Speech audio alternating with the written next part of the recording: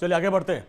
संपत्ति, मंगलसूत्र, मुस्लिम और 24 के चुनाव। कांग्रेस ने एक बार फिर से प्रधानमंत्री मोदी को एक और वजह दे दी और खुद के हमले की।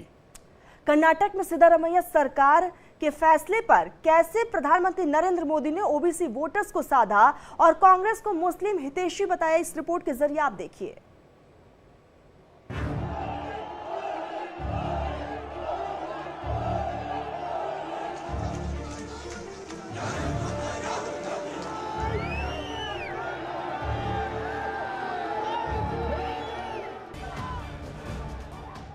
पहले जिन ओबीसी लोगों को आरक्षण मिलता था, उस ओबीसी समाज में इतने सारे नए डाल दिए कि ओबीसी समाज को जो आरक्षण मिलता था वो उनसे छीन लिया। संपत्ति, मंगलसूत्र, सोना और अब कांग्रेस पर एक और प्रहार। 24 के चुनाव में एक बार फिर हिंदू मुस्लिम पर आ गए। पीएम मोदी लगातार कांग्रेस के मुस्लिम एजेंडे को बेनकाब कर रहे हैं। तो मध्य प्रदेश के मुरैना में, कर्नाटक में कांग्रेस का एक फैसला इस बार उनके टारगेट पर रहा।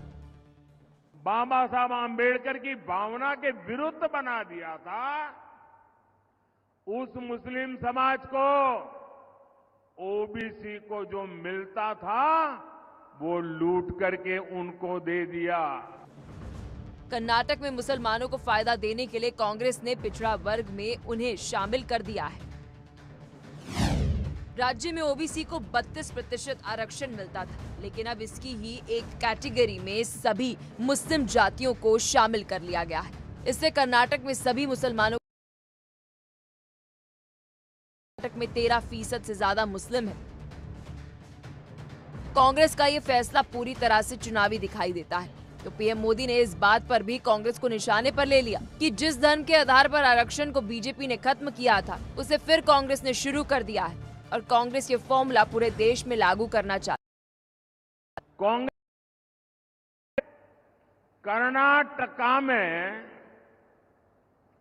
जितने भी मुस्लिम समाज के लोग हैं, अगर वो मुसलमान है तो उन्होंने रातों रात एक कागज निकालकर हस्ताक्षर करके उन सबको ओबीसी घोषित कर दिया। पहले जिन ओबीसी लोगों को आरक्षण मिलता था, उस ओबीसी समाज में इतने सारे नए डाल दिए कि ओबीसी समाज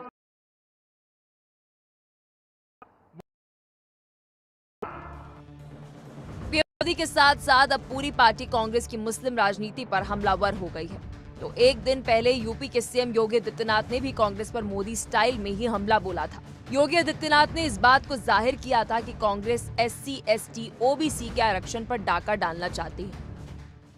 इंडी गठबंधन का मंशा है अनुसूचित जाति, जनजाति और पिछड़ी जाति के अधिकारों पर डकैती डालना, और इसके लिए वे सरकार में आना चाहते हैं। कांग्रेस अपना गढ़ बचाने के लिए हर संभव कोशिश कर रही।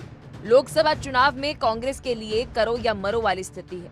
तो पीएम मोदी जिस तरह से कांग्रेस पर हमलावर है, इससे इतना तय है कि कांग्रेस के लिए ये चुनाव अग्नि परीक्षा से कम नहीं होगा। Bureau report, India daily live.